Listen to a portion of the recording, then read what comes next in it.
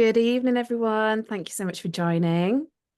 It's great to see you've got a few people join us just now. So thank you. So tonight, our webinar is with the incredible Becky, who you'll know as Defining Mum, and the lovely Hannah, who you'll know as POI and I. And yes, we're really excited to have a conversation with these two incredible ladies tonight about their journey. So we'll wait a few more minutes for people to join. I can see there's quite a few people joining just now. But Becky, Hannah, hello, welcome. How are you both doing? Good, thank you. Nice. Yes. Thanks for having us. Oh, thanks for joining. Yeah. How's the start of your week been so far? Not too bad. It's been quite a busy one for me today. So I have got one child downstairs who has been told not to disturb unless they need. But yeah, husband's just had to nip out for like a few Oh, minutes, but we should be fine. We should be fine. oh, and if not, Becky, no, obviously it's fine if they disturb. It's a good audience, a safe space here, isn't it, for children? I'm How- sure Mila would love to say hello to Oh, everybody. absolutely. Yeah, that would be really nice. How are you doing, Hannah? Yes, I'm good, thank you. Yes, yeah, I've had a busy day with work, but I thought I've got to come off because I need to sort of get in the headspace to come No. on this. So yeah, but no, all good, thank you. Amazing. Well, thank you so much for being with us tonight and sharing your stories, and to everyone just tuning in. A warm welcome to you all. So I think numbers are creeping up, so I think we'll get started. So um yes, a warm welcome to everyone. So I'm Kat. For those who don't know, I'm a community manager at Apricity. And for anyone who isn't familiar with Apricity Fertility, we specialise in all things fertility treatment, but particularly with egg donation as well. So we find and match altruistic UK egg donors with families and individuals or anyone who's looking for donor eggs to create that special family that they're looking for. And we really specialise in fresh egg donation, where we carefully match recipients and donors based on kind of key criteria and preference. And we're really proud to say that we offer a very personalised matching service as well, where you can receive some childhood photos, so you can see what your donor looks like ahead of time as well. And recently, I'm so excited to say that we have launched a frozen egg bank. So we have some frozen egg packages that we're now able to offer as well. So for anyone who is interested, we would love to have a chat with you a little bit more about that. But just wanted to say I'm so delighted to be joined with Becky and to be in partnership with Becky, Defining Mum, who will be hosting tonight's session. And her and the lovely Hannah will be discussing their lived experience of this journey and path to parenthood, and what it's been like for them. So definitely encourage questions. Thank you for everyone who submitted questions ahead of time. We've shared those with Hannah and Becky, and would be great to kind of encourage questions throughout.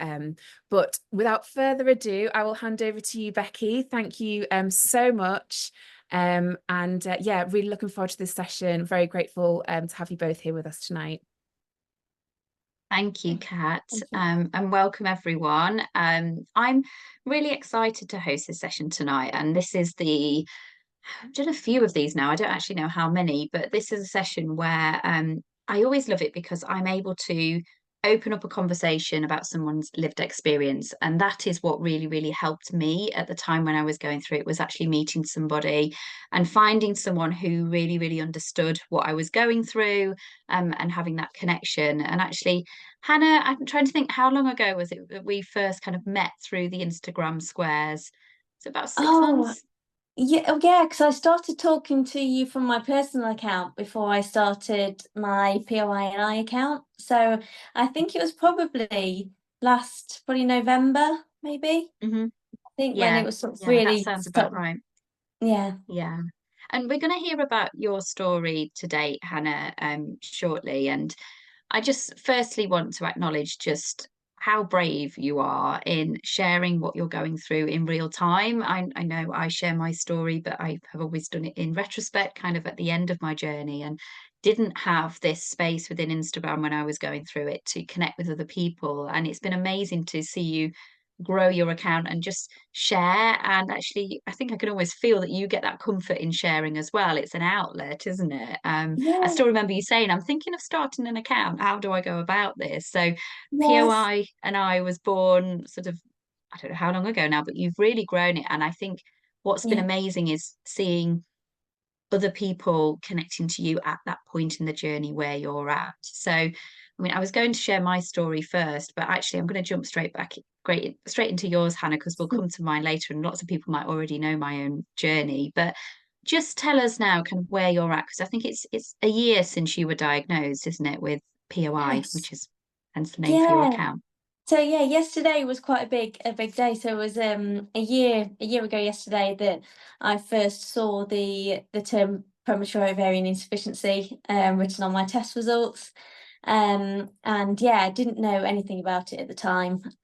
But since then, and being diagnosed with POI, then in tests to see if they could try and find out why that might have occurred, they then found that I had Turner syndrome as well.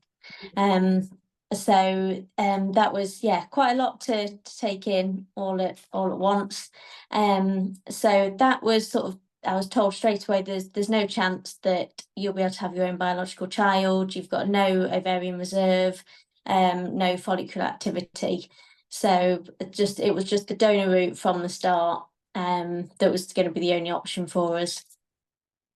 And that must have been a huge, huge shock. I mean, I will never forget that day where I was told, "Oh, you're sitting down," and given my results. And at that time, I was given kind of that glimmer of hope that you can try this. But I suppose your diagnosis was very, very definite and Yes. very definite that your route would be donor. Whereas I think a lot of people kind of go through the stage of, or do I keep trying, or do I then move? And I suppose Mm. that option was taken away from you in a way. So I mean, just tell us kind of how you felt upon that diagnosis, and sort of how you've moved from.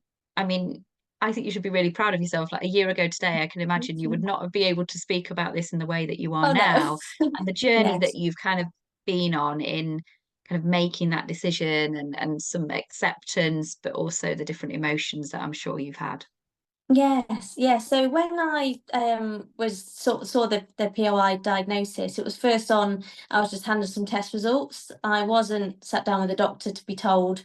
So I had spent sort of it was on a Friday afternoon that I got it, and spent like that whole weekend then Googling. So it was actually sort of from Googling that I first Mm. found that it was probably going to only be the donor egg journey that we could go down. And then obviously from that it then led on to further conversations. But yeah, I felt my world crumbled beneath me at the time. It was, I think my whole life, the constant thing that I knew that I wanted in life was to be a wife and a mother. Yeah. And yeah, I think at the time I was so like horrified by the thought of egg Yeah. donation and Yeah. so against it. Yeah, and I could not accept that it was going to be that. And I Yeah. didn't think that if the child's not biologically mine, I'm not going to be able to relate to them. I don't know. I Mm. didn't like, I'm quite like a control freak. I like to know sort of everything, and not knowing who like that person, like the donor, would be. I Yeah. think that there's so many things that just spun me out at the time. So yeah, it was, I think there's so much with the diagnosis that you're having to try and get your head around anyway. But I think infertility for me was really the hardest part. Yeah. Yeah. And so many different like parallels there with the Googling, and mine was all sort of Mm. Friday afternoon and then Oh self-diagnosed and all of these other things. And it still amazes me how this news is delivered still to this day, yes, where it's almost, oh, you've got this condition, but the implications of that can be so huge. And again, I'd always imagined that one day I would be a mum, and I imagined that my yeah, child would look like me, and that it would just happen. yes, And so suddenly to have that taken away from you, and we talk about it mm, on Paths to Parenthood as like it's grieving the loss of a dream, but then yes, having to redefine what a new dream looks like. And I suppose that's the journey that you have been on over the past year, and that's also with your husband as well. I know Yes. I met both of you at the fertility show Yeah. earlier on this year, and it was really lovely to see how engaged and supportive he was of Yeah. this potential new journey that you're about to embark on. Yes, yeah, he's been really, I mean, he has had a wobble these last 2, 3 Mm, weeks. He's had a real wobble, and I think he's actually it's starting to hit him now, but it's not necessarily about the journey, well, the egg donation side of it. I think it's more the actual process and the pregnancy, because with my Turner syndrome diagnosis, it's got a lot more risks and complications to having a pregnancy for me. So I think it's more that side, but it is all starting to process for him now, and sort of I think what maybe he feels that I'm having to lose with the diagnosis. So yeah, yeah, and I think that's completely normal as well. I remember my husband and I, we were almost at very different stages at different times, and I'd suddenly be a bit more okay with it, and then he yeah, wouldn't be, and then he'd start to get okay with it, and then I'd have a wobble, and you kind of end up balancing each other out. But I think in some ways it's quite useful to have those moments where you talk about it a bit more, or you kind of talk about those worries that you might have, because at the end of the day, he will also be grieving that loss of the imagined child that he thought you would both have. And that's something that I didn't quite realize until later, where I thought, yeah. actually, yeah, for them, it's a whole process as well, isn't it? It is, yes. I think for Dave, he necessarily hadn't thought or felt like he'd necessarily lost anything, because I guess he can still be biological dad. And I think, yeah, it was more for me, because I'd had that, as you said, the Mm, imagined sort of vision of this child that I'd have, and what they might look like and what characteristics they might get. And so yeah, it was felt a real grief for me, whereas I don't think he felt that side. But mm, it's just been so nice to, because we have just talked everything through, and it's so nice to have been doing this with him. yeah. I can't imagine, if I didn't have him, how it would be.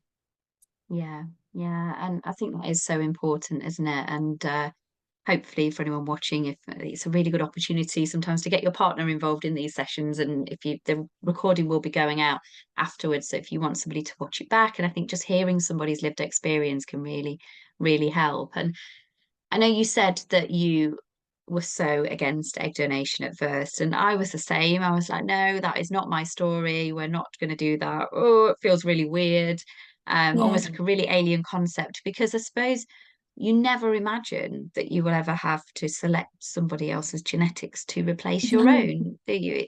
It's really, really difficult to get your head around, and I still always say to people when you finally make the decision to move forward, I don't think you'll ever be 100% I'm absolutely there, because there's still so much in terms of unknowns ahead. But Yeah. I suppose my moment was where I started to realize what I would gain more so than think about what I was losing. And I'd just love to hear about how you have moved from that, no, this is never going to be my story, egg donation, absolutely not, to now you are kind of starting to embark on treatment.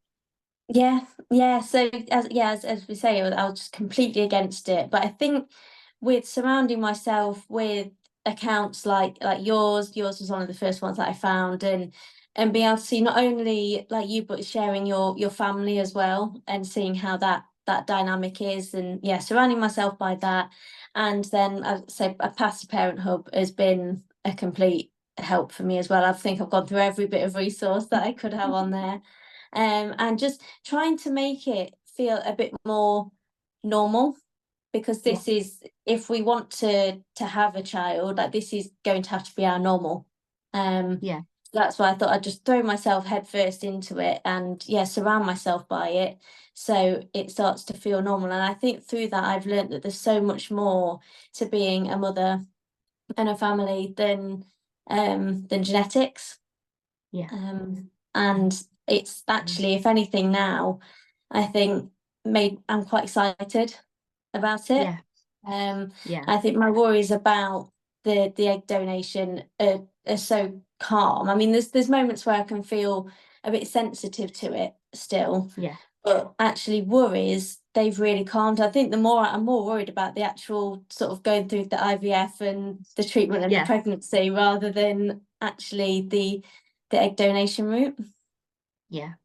Yeah, and that's completely understandable. But I think what you have done, and you've really just immersed yourself in learning more and opened, sometimes it's about just opening up your heart to it and opening up your mind and going, actually, what can be possible? And for anybody listening, Paths to Parent Hub is a membership site that I founded back in 2020. And within there are so many different webinars and talks, very much like what we're having now with people with lived experience, but also professionals helping you understand things such as genetic loss and how to deal with it, and fears around maybe attachment and bonding with your child if you don't share genetics. Or it might be that you're worried about, how do I talk to others about this? How do I talk to my child about this in the future? It's all of the different questions that might be milling around in your head. And what we've tried to do is kind of give you that support and resource to feel validated that what I'm feeling is normal. And I think that word normal, or we usualize it, it's absolutely normal to feel those feelings, but also that you know that you've got other people you can connect with who are going through this right now, and you know that you're not on your own. And I think that's one of the most important things in this. And just like you said, the turning point for me was meeting somebody else who I could see the relationship with her son. And that's why I wanted to share when I'd had the girls, because I wanted people to be able to see. And if I could bottle up what we have and just give a little bit out, just so people can, and I'd see what's possible. But I think it's also at the same time acknowledging that there will always be slightly complicated feelings, and it isn't the simple story that we've always imagined, but there's lots we can do to support ourselves. And actually, I find now that the fears I had, the joy far, far, far outweighs any of those. And that's where I kind of hope that that hope is what you can hang on to and go, actually, no, this is a path. And it's great to hear that you're feeling that excitement now about what's possible. That's it. I think hope is such a big thing. I lost hope for so long. And then even if anything good starts to come, you don't trust it because you just feel like you're going to get the worst bad news. So that's completely, where I come from. Yeah, absolutely. And I suppose one of the things I mentioned, so if we talk about some of the kind of fears and worries that you might have at the beginning, and I think we've had some questions through, I'm just going to pull them up now. And kind of thinking about the bond that you might have. I mean, did you have worries about maybe not having that same bond that you might have had with a genetic child? Is that something that's crossed your mind? Oh yes, definitely. Like, would the child feel like they were mine, or would I feel like inferior? So when I'm with my friends and their children and other mums, will I feel inferior because I haven't got that genetic link with the child? Definitely that was a big thing. And I think with that is that link, because I don't feel like there's any of my physical like attributes in them or personality traits. What would we have anything in common? It's there were big fears at the start. They were probably my initial fears at the very start. Yeah, and I think I remember having the exact same fears. And I think even through pregnancy, when I was fortunate enough to conceive and was waiting to meet them, I think that came up even more. I was sort of like, oh, will we share that same bond that I'd imagined? And I think the only way I can describe it is that it's sort of just it's grown over time, and it's you are meeting a complete stranger anyway, regardless of whether they share your genetics. But I think it is about acknowledging some of those things that are more complex, and comparison is a massive thing, isn't it? You compare with your friends and you want to feel, like I said, you talked about the word normal, and we want to normalize it, usualize it. And that's why I think it's so important for connection with other donor conceived families as well, because then you see other families like yours.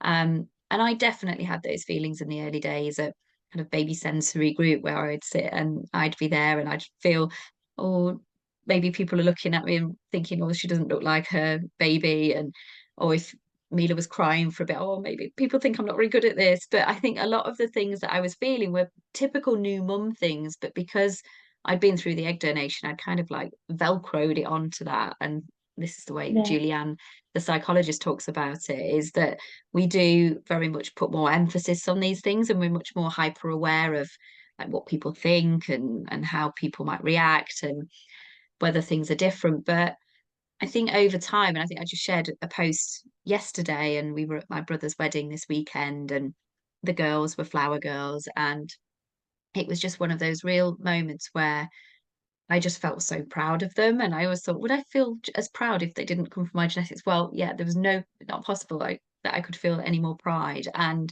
so many people were just people who I'd never met before coming over just saying, oh, your girls are amazing and you should be so proud of them. And not one was going, oh, I don't think you're genetically connected or in any No. way. They just saw our relationship. And I do think that it over time, the more you get that validation from the outside, I think as well, like where you settle your baby and someone gives you like a knowing look, or they just smile at you, and that you go, yeah, I am the mum, I am. And a Mm. lot of it is through that experience and you just being able to reinforce in your own mind. But I do think there's always this little voice in your head going, oh, like, what about this and what about that? But over time, that voice, because you don't hear it anymore because you become much more comfortable in your role as mom, and they too help with that because you know that they couldn't imagine anyone else as their mom, and that you are that safe space for them. So it's one of those things. This is why I say I wish I could bottle it, because I'd love to be able to give people that confidence from the start. But hopefully just sharing like allows people to see that there is that, I think it's an ability to put those fears aside and Mm. kind of step into the joy and be able to kind of just fully be immersed in it. And I don't know whether that helps you at this stage, Hannah. It sounds like you've already kind of come Yeah. through some of those things, but I love yeah, hearing you bless talk about it. Yeah. And I think a couple of weeks ago I actually got to meet my a full sort of a child through donor conception, and you actually know the mum, Becky. Well, do I? We're connected, yeah, we're connected through sort of Dave's Yeah, brother. They're really good friends, but amazing. you know them as well. Oh, you'll have to He's tell just me who done it work is with you. after. I'll tell you who it is. But I got to meet them a couple of weeks ago, and there was nothing that would have told me that, like, that, I mean, they were from a donated embryo, but there was Yeah, nothing to have told me that they were not, you know, the mum and dad. There was nothing yeah, like they just were like any other family, and it was beautiful. yeah, yeah. And sometimes you need to see it to believe it, don't you? That that's Yes. possible. And yeah, I think I mean we're hosting through Paths to Parenthood. We do an annual donor conception picnic at Regent's Park in London. The next one is the end of September, which you can find details of on my Instagram account at Defining Mum. But that's a really great opportunity, and you've got to realise that there will be children there, and I know that can be triggering and things. But if anybody's watching and you want to just come along and see some families interacting, the children playing together, it's a really good opportunity to do that. And I know there's been several people who have been for the last few years who are now coming with their own children this year, and it's just a really nice opportunity, I think, just to in person get to know other people and talk. And there's always a mixture of people at different stages of the journey as well. So I don't know whether you guys will be able to make it this time, Hannah, but I know it's a bit of travel down for you, but it'd be lovely to see you there. Yes. No, I think we're going to try to. Is it the Sunday? I think it's the is It's it this, this I on think it's Saturday? Saturday the 21st of September. Yeah, So that might be why I couldn't remember if it's we do have a party on Saturday night, but yeah, I'd love is to. it? Yeah, otherwise I'd See if we can definitely make be it there. work. Yeah, but Yes, if not, we're quite local anyway, can't we? So we I can mean, probably meet up with the yes, girls at some point. yes, But that'd be lovely. Yeah. yeah, I just want to say, if anyone's listening in and you've got any specific questions for us, do feel free to use the Q&A or the chat box, and I will keep an eye on those. The other thing I wanted to talk to you about, Hannah, was around I mentioned talking to others, and obviously you've had a huge diagnosis, which I can imagine completely knocked you off your feet. And how have you navigated that in terms of talking with friends and family, or even work as well? Because it's very hard, isn't it, after that kind of diagnosis, to just carry on and pretend like nothing's going on. It is, yeah. So I think I've been very lucky. So my closest friends and my family have followed the journey from the start, because they knew I was coming off the pill to start trying for a family, and they knew that then there were things that were going wrong, and then it just led to them sort of being right from the start when I was diagnosed. So it hasn't felt like I've had to sort of really sort of come out of the blue and tell them. But actually they've been so amazing. They've wanted to try and immerse themselves in it as much as I have. So, and even they just can't believe how much there is to actually even try and get your head around in it. And I think that's so, because I think often it can be thought of, I know you've said about this, it can be often thought of just as another standard fertility treatment, Yeah. but there's so much more that has to be considered. But yes, I haven't really found any difficulties with it. With work, we've not necessarily, I guess, touched on so much about. I mean, I've because I presented at work and said what I was going Yeah. through and what the path is looking like. But I've had nothing but support. And I think being open, I started to openly talking about my story just in hope that I could help other people, because I know how lonely it can be, and raise some awareness. But I didn't realize how much it would help myself as well, and talking about it. And I think because you can build up such a stigma about the path that you're having to take, and actually people don't see it as any different. They still want you to become a mum, whether that's through your own eggs or from egg donation. They don't, from what I've experienced, they haven't really made me feel inferior, or they're just going to see it as they're as excited just for us to have a family, however that may look. Yeah, yeah, absolutely. And there will always be some people who maybe don't get it or say the wrong thing, but I've found an absolute overwhelming majority are kind of in awe of what we're going through, actually, to like the lengths that we would go through to be a mum. And I know when you said there around that stigma, and I felt a lot of shame, I think, at the time. I felt shame because my body wasn't doing what it was supposed to. And I don't know about you, I felt really old before my time. I felt like, why am I having, why me? And all of these things that, and I did feel shame, and there'd be sort of a wave of shame if I was talking about it. But what has helped me, and I think I've seen the same with you, is sharing your story in a safe space actually really helps, because the more people you can see who are going through this, and hopefully through the two of us sharing our stories, it allows you to know that you're not on your own, and also just be able to break down that shame, because there is nothing to be ashamed of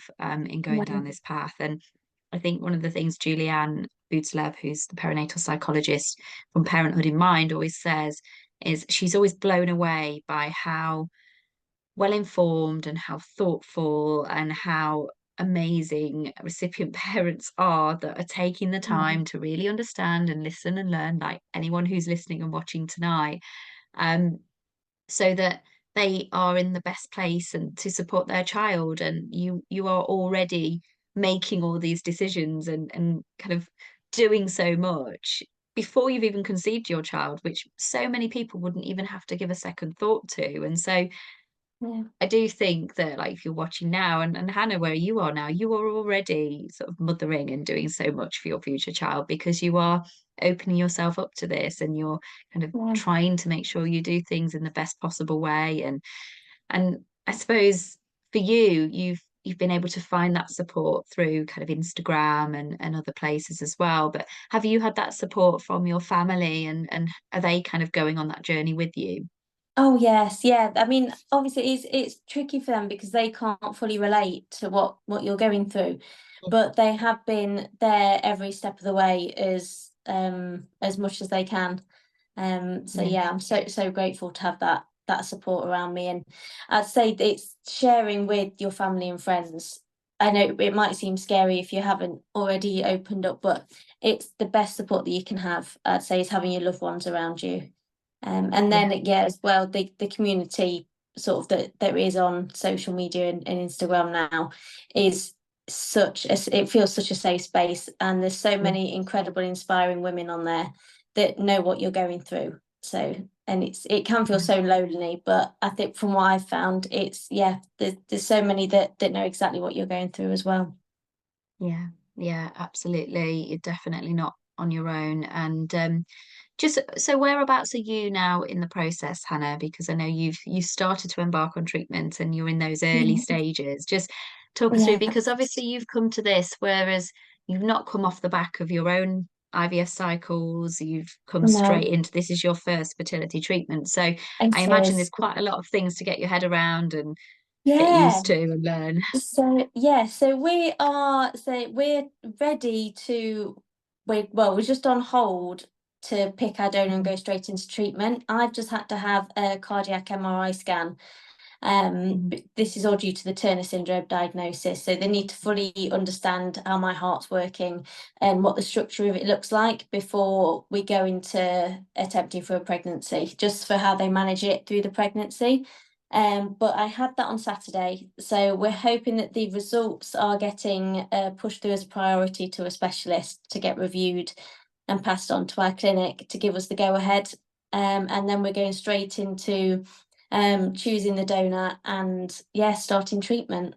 And at the moment, because we do have a view of the donor profiles with our clinic, and there is one that I've really set my heart on. So I'm hoping Yeah, that she will still be there when we come to choose, because it just feels yeah, like it could be me on paper. And I think yeah. that actually really brought it to life. I know a lot of people I think I've seen can find that really daunting and scary to look at the profiles, but Mm, actually for me, that really instilled some excitement in me, because I could see it was I could try and build a picture of what that person might be, and I could see things that were relating to me, and I realized that you can try and sort of get a feel for mhm. that person as well, even though you can't meet them or get real Yeah. personal details about them. Yeah, and I'm really glad you've brought that up because that can be a really, really odd place to be where you're suddenly selecting a donor. And I think lots of people go in different directions with it where, oh, Mm. I want to know as little as possible and I feel more comfortable, or I want to know everything to feel more Yeah, comfortable. And I know you said you like control. And so I yeah. suppose that's been an element where you've been able to hopefully have that control, although you're not quite there with the selection yet. But Yeah. how have you worked out what's important to you in a person? And I suppose you did decide to go down the UK route so that it's open ID at 18, and I suppose that was Yes. part of your decision making as well. Yeah, so we're definitely, I think, going like the brown hair, brown eyes. Well, Dave's got green eyes as well, so we're quite flexible with that. Yeah. But yeah, brown hair, brown eyes. But not too tall, because I'm very, very short in height, and Dave's not that tall either. So yeah, not too tall.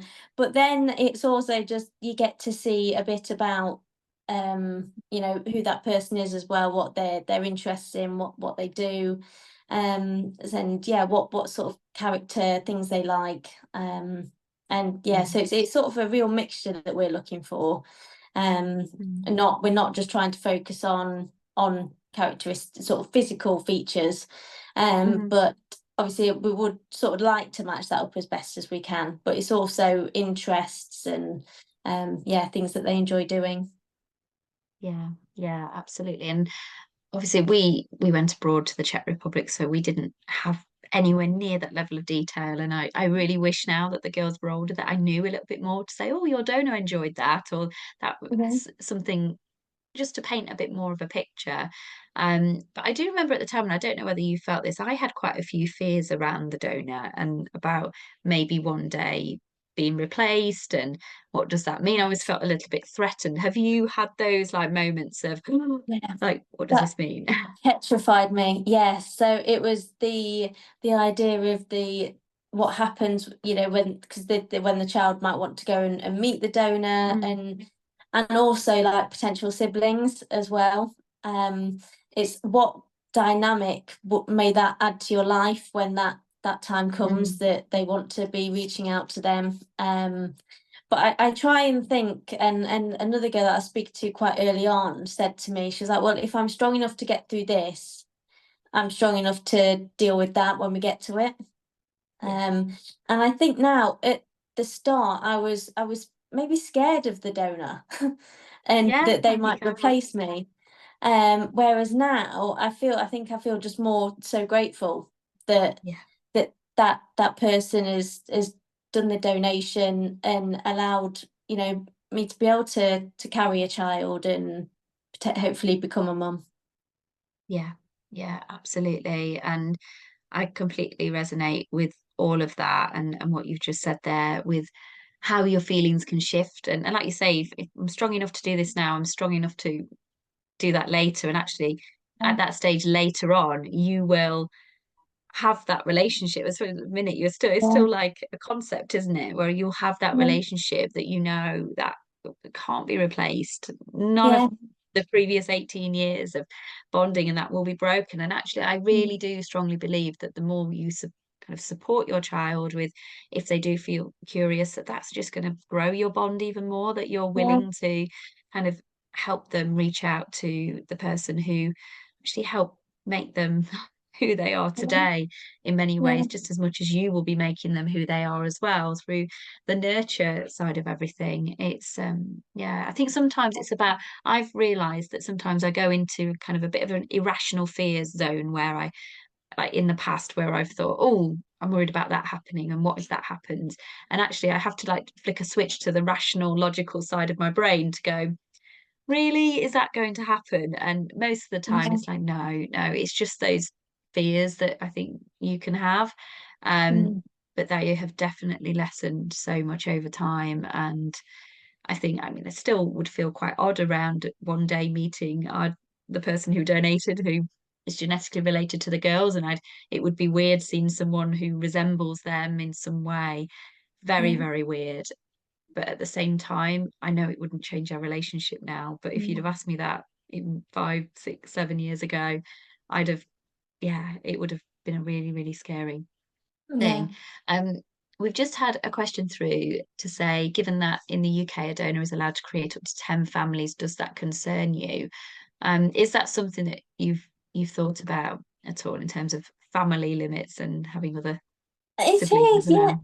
Yeah, so yeah, siblings was a big thing, especially because I'm an only child and my parents are only children as well. So, and I think Dave Okay. and I, even when before we knew that we were going to have these complications and this was the path that we're going to take, I think we always thought we're probably going to just have one anyway. So yeah, Yeah. the idea of siblings really spun me out. Um, Yeah. and yeah, so yeah, it's still something, but I think it's just something that again we'll just have to do as a family and Yeah. support, you know, what if we are successful with this path, then we'll have to go with and what the child wants and we'll support them. Yeah. So but yeah, it's again what dynamic that will bring. Yeah. But I Yeah. think as well, there might be things that are really good for the child to have siblings and potentially, you know, have maybe they can get an understanding together of what do they all have in common, so what might be from the Yeah. donor, and give them that Yeah. extra level of understanding. Yeah. Absolutely. And I think I've obviously spoken about siblings quite a lot with Hayley on Paths to Parenthood, and Mhm. she's got her own experience as a mom, and they've obviously been down the route of sperm donation. And obviously, with sperm donation, it's much more likely that there would be a larger sibling group. And I do think with egg donation, from what I understand, that 10 families is rare, because if you think about the amount that a donor has to go through to donate compared to a sperm donor, it is a lot more. But I definitely think it's something that is worth bearing in mind when you're going down this path, and it's almost thinking about, okay, future conversations maybe with your child about donor siblings. And we've just introduced lots more support on Paths to Parenthood with that. Um, but it's not really a conversation I've had yet with the girls, because we don't know, our donor hadn't donated before with our clinic, and she didn't have any children at the time, and she was 29. But I would imagine now she's probably got her own child, so there is Yeah. kind of, there will be um very likely half siblings out there for the girls. But um yeah, it's a bit more tricky with the anonymity side of things for us, unless we go down the DNA testing route one day. But yeah, I think there's so Mhm. many things to think about. So thank you for whoever asked that question, and do ask if you have any more questions as we're going through. And I suppose, Hannah, from because you're kind of early on in the journey, is there anything that you want to ask me, like now that I'm further down? I might have even answered some of them in advance, but anything that you kind of think, oh, I'd love to know that, or I'm really interested in seeing how you feel about a certain thing. Yeah, I guess I'd love to. What just going on questions and saying you haven't had questions on any siblings yet. What sort of questions have you had from the girls so far about their journey? Well, it's different ages bring different things. And I think a lot of people, if they follow my account, will probably think that we talk about it every night. And we really don't. There's sometimes like weeks go by, months where it just doesn't come up at all. And it's just day-to-day life. And I think the first time I really remember having a question was probably earlier than I expected. I remember Mila was sat on the toilet and she was 3, and I was sat with her and we were in a chat, and I think I talked about how she was made. And do you remember that book we read and something? And she just turned and she said, but where is the donor lady now? And I just didn't expect to have to answer that at that age. And I just talked to her about how we went to Prague, and we've got an actual a framed picture that the clinic gave us of Prague, which I showed her, and I said, "Oh, she lives there, and we don't know much else about her." And I think that was the first time where I really thought, "Oh gosh, I do wish I'd got more information to Mm. give them." But I suppose I don't really feel like I've had that many questions as such. It's more around I've probably brought the conversation up 90% of the time. Okay. Whether it's shall we read the story, shall we do this? So I don't think it's something that really plays on their minds. And my eldest now, Mila, is 8, my twins are 6.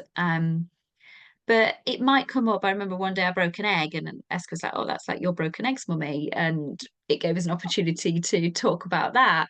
Um, Mila, one day, we were just driving in the car and she was sat next to me, and she just said, "Oh, mummy, I think the donor put a curl and some blue in my egg because I've got curly hair and blue eyes." And it came out of nowhere. So she must have just been like mulling it over, like, what does that mean? And so there'll be occasions like that where it's not really a question, but I should just make sense of it. And I found that really kind of reassuring that she was starting to piece together that actually some of her physical features were from the donor. But interestingly, the other day, Mila, I mean, they know that the work that I do is to help other people who are might need to use a donor. And Mila said to me the other day, she said, "Why do you need to help people who like need to use a donor?" And I said, "Oh, what do you mean?" She says, "Well, what is there to help with?" And I said, "Oh, well, some people like might find it is a bit of a different way of having a family to what they thought, and there's lots of things to think about." And but she was just almost like, what's the problem with it? Like, I don't understand why anyone would need that help. And that in her mind, it's so normal to her. So it's been really interesting, kind of little ways in which it's come up. But I think I do want to get across that actually it isn't something that dominates at all. It just looks like it because that's what I post about. It definitely isn't something that comes up day to day or anything. And I suppose the bit I really will struggle with, I think, a bit more is the, oh, could we find out more about her, and not being able to. So I've started to plant that seed and say that, look, we may not know who she is. This is all we do know about her. So I think I'm trying to manage expectations at the same time, but also be really open that if one day they go, "I want to know more about it," and then say, "Oh, right, okay, well, one day we can do that together." And it's very much a learning curve, and you see that at different ages, I've seen them go from a basic storybook of understanding through to, "Oh, okay, what does this mean?" Even sometimes it's come where we've been in the mirror together and I've taken the opportunity to say, "Oh, look, your eyes are blue and mine are green, and I wonder whether that's from the donor." And just little moments where I feel comfortable enough to just plant a seed. And I think that's what it's been Yeah. over the years, just planting those little seeds. um and there's a brilliant book that Mila now has called The Secret Code Inside of You. And what I love about it's not about donor conception, but it's about your DNA, and it tells you where you get it from. But it doesn't just talk about your physical features. It says you something around your DNA tells you the color of your eyes, but you choose where to look. And it's all about how it might determine one thing, but you are still you, and it brings in the nurture element as well, which is really, really beautiful. And I think the final thing I'd say is that what I've realized more recently is that you can get so obsessed with the physical resemblances, and that can come up a lot in the early days when people have nothing else to say about a baby other than, oh, who do they look like, or oh, they look like so and so. And most of the time it was, they look like Matt, my husband. But Yeah. more so now, I don't get that anymore as much. I get the, oh, they're so like you in the way that they do this and they do that. And I think people start to see the nurture, not just the nature. And that's what comes through as you grow, and you kind of build those bonds as well. I'm just checking, we've had a couple of questions in about my choice of clinic abroad rather than a UK clinic. So um we went to the Czech Republic, so this would be, it would be 9 years ago now. And at the time, I had looked at, well, we'd been with a clinic locally in the Nottingham area. We'd been on the waiting list for quite some time, and we hadn't got any closer to the top. And this was a time before there was kind of the Instagram community or anything. I think I found someone on a Net Mums forum, and that was it. All I could really find. And so we'd kind of spoken to a few people through forums that had been abroad, and we decided that we wanted a change, and there was lots of other reasons, kind of financial, other things as well. We had some consultations with Spain, Cyprus, Greece, and the Czech Republic, and we just really connected with this clinic in the Czech Republic.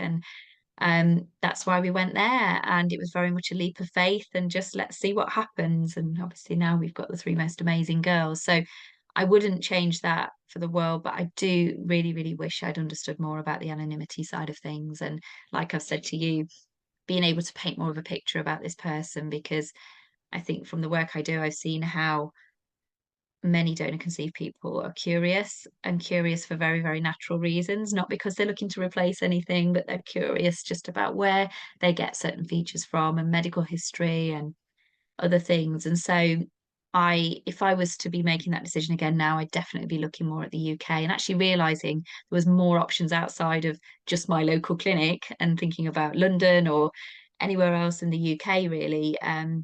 But I think for everyone, the circumstances will be really different, and kind of financial time constraints, different feelings, and different availability as well. So I do think it is a really individual decision. But yeah, I try and share my reflections so that I can kind of let people know what I wish I'd have known at the time, more around the anonymity side of things. So yeah, I think that's right. And what about for you, Hannah, in terms of that choice? Yeah, Has it so helped you to know more about these different things? yeah, definitely, because I think we were in a similar boat. So yes, I am in the same area as Becky. So there is a shortage of donors in our area at the moment still as well. So the wait queues are years until you can get to the front, and then they haven't got a bank to work from. So they're trying to actively recruit as they go. So it's not then even guaranteed they'll find someone that meets sort of the characteristics and criteria that you're wanting. So we were lucky enough, our ICB agreed to, because we're eligible for one round of funding here. So we were allowed to move to London to get treatment. But yeah, but I think we didn't really go into any considerations of abroad. I mean, we knew it was cheaper, but ideally we did want to stay in the UK. Yeah. Yeah, and I think it's worth kind of having conversations, asking questions. As Kat said at the beginning, Apricity now have started an egg bank. So in terms of timescales, I think someone has just asked how long is the process from choosing a donor and IVF, and I'll ask you for your experience, Hannah. But it can really vary, and I think sometimes it can depend on how particular you are about what you want from your donor as well. I think if you're a bit more open to certain things, and it can it can take longer if you've got specific requirements. And I know for some different ethnic backgrounds that there can be longer waits, but not always the case as well. So it's just worth, I think, asking lots of questions, and having consultations, and just really trying to find out what the waiting times are, and also how the process works. But I suppose for you, what sort of things, so terms of the physical process, I imagine you've obviously got your checks around your cardiac Yes. capability and all of those things, just to make sure you're in the best possible place. But for the actual donor thing, I assume you've had to have some scans and blood tests and those sort Yes. of things. Yeah, so I think, yeah, for the waiting list, so there isn't any wait list at the clinic that we're at, so they're sort of ready to go. And it is sort of a variation of how long sort of you take versus the clinic as well, because yeah, there are things. So I've had to have a recent transvaginal ultrasound scan. I've had to have some blood tests just for like screening for like HIV and things. That's just like a tick box that you have to do as you go into IVF. Things like that. Dave's got to have the same. And then it's the donor selection, as you've mentioned, depends how picky you want to be, whether you want to wait and see if anyone else is coming up, or how long you want to take to actually think about it, and that when you get access to the profiles. And then from there, it's whether, because you have things to consider, such as, is that donor an active carrier of something? So for example, they could be a carrier of cystic fibrosis. So then in that case, then sort of Dave or your partner would get tested for that as well. Because if they're an active carrier, then there's chance that a child could carry sort of that illness. Whereas if just the donor is a carrier and your partner isn't, then there's a chance that the child could be a carrier, but they wouldn't have any risk of actually having the illness or the disease. So there's things like that to consider. And but then yeah, with us, sort of once we've chosen the donor, it's straight into treatment. So it could be within the next, sort of depending how quickly my MRI results come back, hopefully we could be having treatment in the next sort of 2 months or so. Really exciting. And I bet you're just constantly checking, if you're anything like me, like, have we had anything through when I've got the Yes. results? Yeah, Yeah, I'm being a polite pest is what I'd like to call it. So that is the perfect way of putting it. Yes. yeah, so like, because I'm in contact with the secretary of the cardiac specialist, so I'm just letting, she's been brilliant. She's like, I'm going to try and fast track it through to you to the doctor so we can get it through. So but yes, yeah, so I'm being polite about it, because I've felt like through this journey, if you're polite, you get a lot further. Yeah, So I try and keep absolutely agree. complimenting them Yeah, and yeah. yeah. Kill them with kindness, but yes, fast track us Yeah. along, please. But I do think definitely advocating for yourself is so important in this. It is a really, really important thing to do. Um, oh, someone has just said, Olivia, are you willing to connect with other people, as I'm in the same position as you, having treatment in October, and it's been so helpful. So I'm really, really pleased that you'll be able to kind of go through this at the same time as other people. So I'm sure you will say yes to that. Yes, yeah, definitely open, always open for a chat. So yeah, just send me a message on POI and I, and yeah, always there to chat. Yeah, and that is amazing. I think if you can go through it similar time to other people, and that's what we find in Paths to Parenthood, where there's people that maybe meet through a support group and then go through treatment at the same time, and there's actually a group who've just all had their babies as well, within Yeah. like a week of each other. It's crazy. So we've got quite a few Paths to Parenthood babies, and I've mentioned Paths to Parenthood a few times tonight. If you don't know about Paths to Parenthood, it is a mouthful to say. So I've just said it 3 times. But it is a really, really supportive space and community to join. It's on a private app, which you can kind of dip in and out of as and when you need.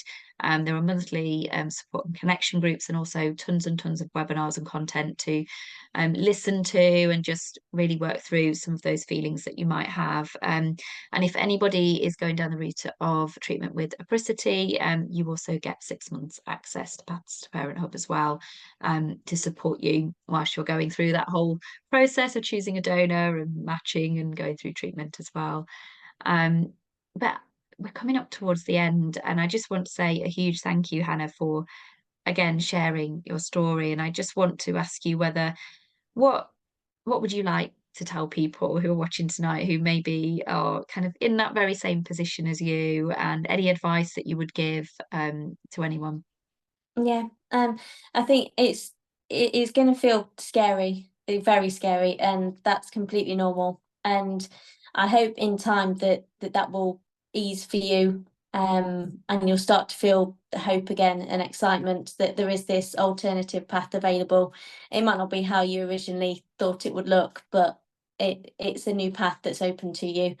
And yeah, just surround yourself with, you know, accounts and reach out to them, and us, and talk as much as you can about it. I know for me, talking really helps. Yeah. Yeah, talk about it. Surround yourself with people that understand. Use all the resources that are available to you, like Paths to Parenthood. That was a huge turning point for me. Yeah. Thank you so much. And I think one of the things I always say is you might not be able to conceive in the way that you've always imagined, but you can still parent in the way you've always imagined. And that's, I think, something, just a mantra to keep in mind. But yeah, just thank you so, so much. I've seen so many love hearts go up when you've been talking throughout, which has been amazing to see. And hopefully, if you're watching this back as well, you found it really useful. And yeah, you can connect with Hannah through @POI and I. It's got some underscores in the middle, but I'll make sure that when Apricity send out the email, they can put a direct link through to your account, Hannah. And we'll be following your journey, and we'll be keeping everything crossed for you and rooting for you and Dave. And yeah, just thank you for sharing, because like I say, it's one thing to do it after the event, but to do it whilst you're in the midst of it, I think is really, really brave. And as much as I think it will help other people, hopefully it's also helping you as well to know that you're not on your own.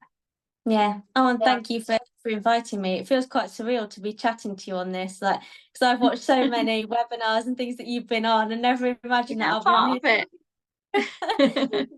Yeah, no, it's been lovely. Thank you. Fabulous. Thank you so much, Hannah. And thank you again to Apricity Fertility for hosting this session. And like we say, the recording will be going out in the next few days. And do reach out to either myself through @DefiningMom or Hannah. You can find out more about Paths to Parent Hub as well, through the link in my account. And yeah, just wishing you all a lovely evening, and thank you again for joining us. Thank you. Take care. Bye. Bye.